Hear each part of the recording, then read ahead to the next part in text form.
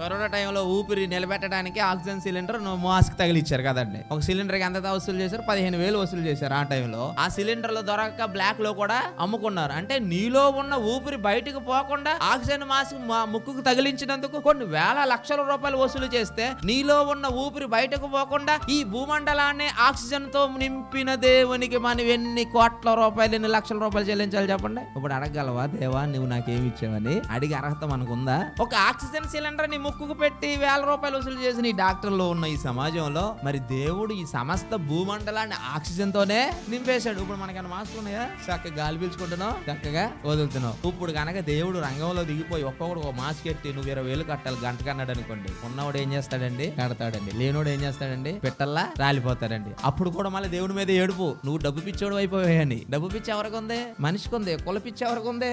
మనిషికి ఉంది. మతం పిచ్చి ఎవరికి ఉంది? మనిషికి ఉంది. దేవునికి ఏ పిచ్చి ఉంది? నువ్వంటే పిచ్చి ఆయనకి.